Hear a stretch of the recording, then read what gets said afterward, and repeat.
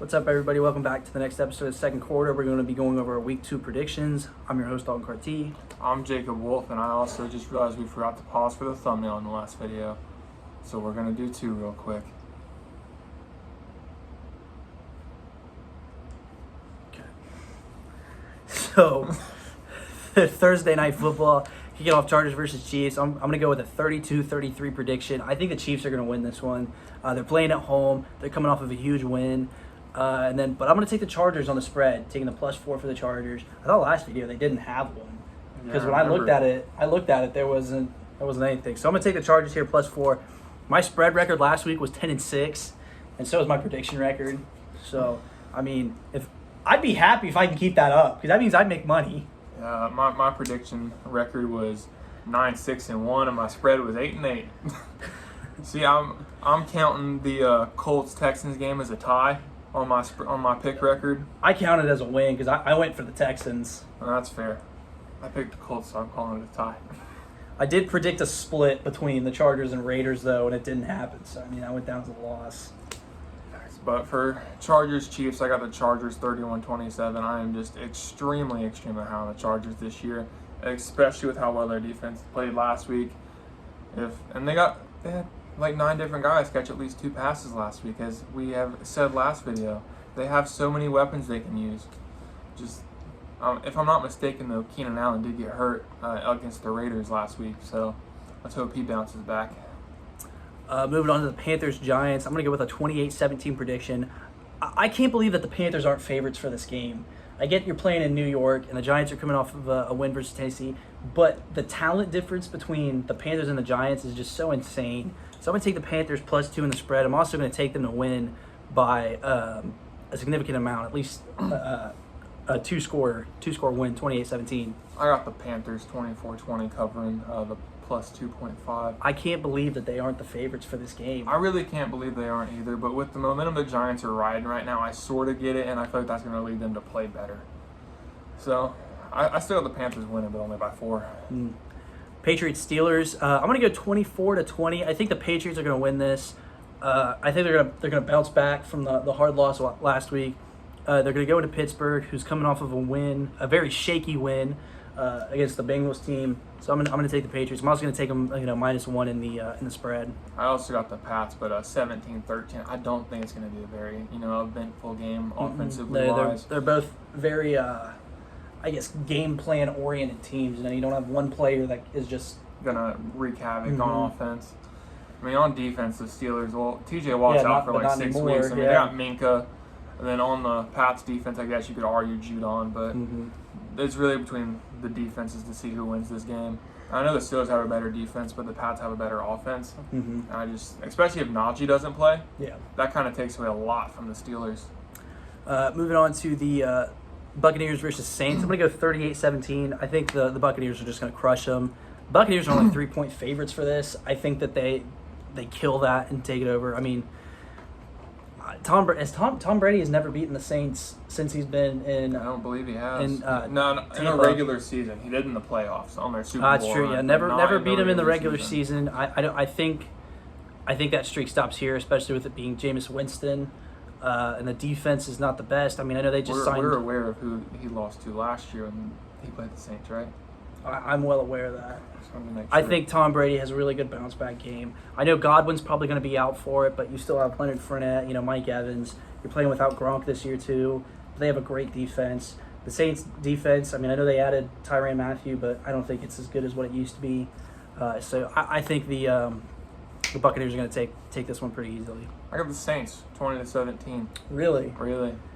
That's not even my biggest upset of the week. Oh my! You gotta wait till later. I got a feeling it's Falcons-Rams. It is not actually. Really? Moving to Jets-Browns. I think the Jets are going to lose this 10-34. I'm going to take the Browns -6. I know you're playing with Jacoby Brissett, but you got Nick Chubb, you got Amari Cooper, you have Kareem Hunt. You have a fantastic defense, and the Jets are playing with Joe Flacco. So I think the Browns are just going to kill them this week. I got the Browns 24-17. I don't really want to predict any blowouts this week after, so many close games last week. So, I got Browns 24-17 covering spread, but... Any given Sunday. Exactly. So we're just going to have to see how that one plays out. But yeah, Browns 24-17. Dolphins, Ravens. I'm going to go 34-27. I think the Dolphins are going to pull this one out on the road in Baltimore. They're coming off of a really good win. I think that Mike McDaniel's nuts are absolutely humongous going forward on 4th and 7. Before halftime. Before halftime. I got the Ravens 21-20. I got the Dolphins covering the spread. I have the Dolphins covering that +3 spread as well. I'm a big Ravens guy. I'm a big Lamar Jackson guy. He's hating on too much, and we know what he's capable of. Moving on to the next game, Colts versus Jaguars. Hopefully no ties between I would love a tie. between AFC South teams. So I think that the Colts are going to win this 27-13. They have a really good offense. Jonathan Taylor is really good. The Jaguars still haven't figured it out yet. Trevor Lawrence is not looking like what everybody thought he was going to look like. So I'm going to take the Colts -4 as well. I'm taking the Colts -4 with a 27-21 win. The Jags have all the potential to be a good team, but they're just not. They haven't put it all together yet. But we're hoping for a tie. Hoping for a tie because, Texans Broncos. I'm gonna call for an upset here. I think the Texans are gonna win 27-24, and the Texans or the Broncos are 10-point favorites. I think the Texans are gonna nail that. I got the Broncos 27-21, but Houston hitting on the spread. I mean, Houston definitely has a chance to win. It kind of just depends on how much Denver wants to put their trust into Russ this week. They very clearly did not want to do that the other night against Seattle. So I got Denver winning, but it's not completely out of the question for Houston to win this one. Commanders versus Lions. I think the Lions are going to win this 30-20. I think they're also going to cover the spread. Lions have a really good. I want to say they have a really good team. They play the Eagles really close, who have a lot of talent on their team. They have Amon-Ra St. Brown. They have DeAndre Swift. Jared Goff is not a terrible quarterback. He's not a great one, but he's not terrible. Yeah. Hayden Hutchinson's on the defense. Jeff Okudah, still hoping that he pulls out and turns out to be a top 3 pick. And the Commanders just aren't a very good team this year. I got the Commanders 27-24, covering, hitting the +2.5. I mean, it's really their division to lose in a sense. Them and the Eagles. I don't think the Giants are going to win it with Dak being out 6 to 8 weeks. I don't think the Cowboys have much of a shot. So, I mean, it's really a 2-team race in that division unless the Giants really surprise us, which they did week 1, but I don't think they're capable of doing that every week in, week out. I don't believe so. Seahawks, Niners. I think the Seahawks are going to win this 23-17. And I'm going to take the Seahawks +9. I'm also taking the Seahawks 20-17. I think with the whole rain game, you can't chalk up too much on that week 1, but the way Geno Smith played last night and the way that the defense kind of held Russell Wilson in check last night, I think that they're going to do really good. Jamal Adams, I believe, is questionable for that game, but Sackboy ain't going to do much. Blitzboy doesn't do much out in the secondary. Quandre Diggs is a dog. I just want to say that an interception fell right through his hands. He's still a dog, okay? In the end zone. He's still a dog. So Falcons Rams. I think it's going to be 3-30. Rams taking that -10.5. I think the Rams are just going to bounce back. They're at home. They're playing against a horrible team. I think the worst team in the NFL. I got the Falcons losing, but it's not that bad. It's 24-14. I would argue and say it might be 30-10, just because the Rams give them a late touchdown, just because game's over. Some garbage time stats. I got the Falcons hitting the +10.5, 24-14. I just feel like that's too big of a line. I don't like lines that big. Moving on to after that, Cardinals versus Raiders. I think it's going to be a 28-24 win for the Cardinals. I think that they're going to nail that +5.5, especially after the way they were dismantled last week by the Chiefs. I think that Kyler Murray and Cliff Kingsbury won't let it go to 0-2, even without DeAndre Hopkins. James Conner's still on that offense. You still have Hollywood Brown. So I think that Cardinals are going to take this win here. I've also got a 28-24 victory for the Raiders, though. 28-24. I just feel like the Raiders are going to bounce back as well after playing as bad as they did and throwing 3 picks against the Chargers. I think the Raiders got this one in the bag. I know it's definitely not just a lock by any means, but I'm going Raiders. Next week, or not next week, the next game would be Bengals versus Cowboys. I think the Bengals really bounce back here, especially playing against Cooper Rush. I think it's going to be a 41-23 win for the Bengals. I'm going to take them in the -7 as well. I think Joe Burrow really bounces back. They knock off some of that rust since the Super Bowl, and they just have a really good game, even against a great defense in the Cowboys. I have the Bengals winning this game 24-13 for one reason. What's that? Dak Prescott's hurt. I don't really have any other reasons. Dak Prescott's not hurt. You say you pick the Cowboys? Oh, Dak Prescott's healthy. I'm picking the Cowboys 100%. I'm fully confident in that pick, too.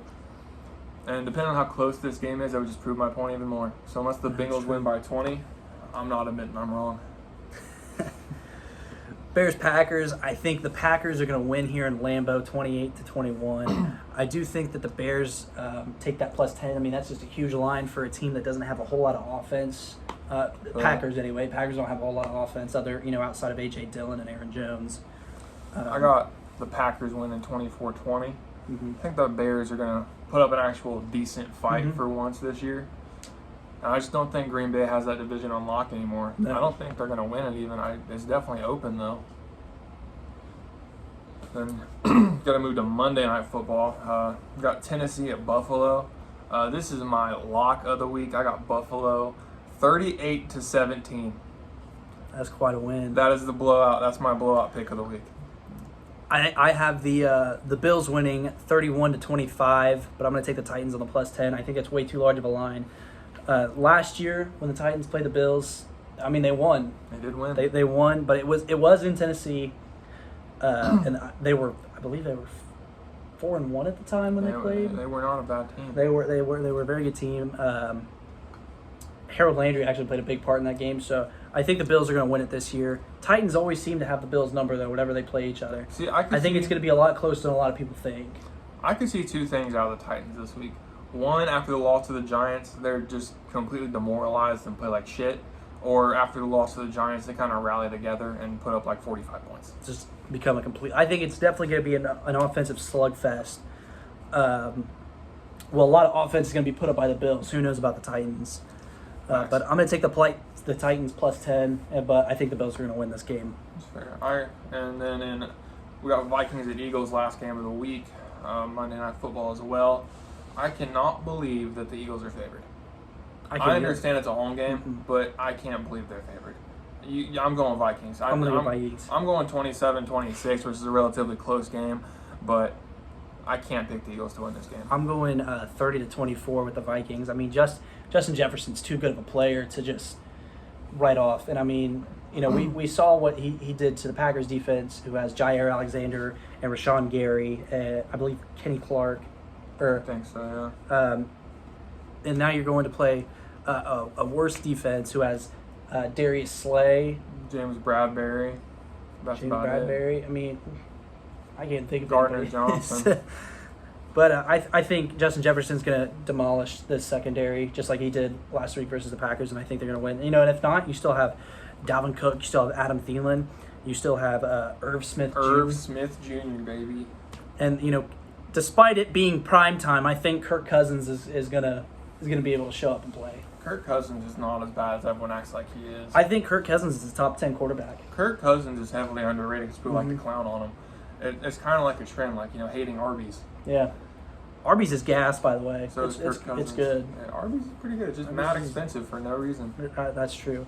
Kirk Cousins, though, last year, what did he have? 3,300 yards, 4,400 yards, 33 touchdowns, and only 7 picks. Something like that. I mean, he just had a fantastic year. If Mahomes does that, he's in MVP conversations. True.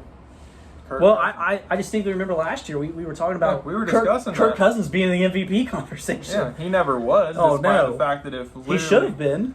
If a Rodgers, a Brady, a Mahomes, a Herbert, a Josh Allen put up those numbers, they're in it. Yeah. That's a down year for them, and they're in it. Yeah. I mean, it's probably one of Kirk Cousins' best years, but still, put him in. There's no reason he should have won it, but he should have at least been in it. Yeah.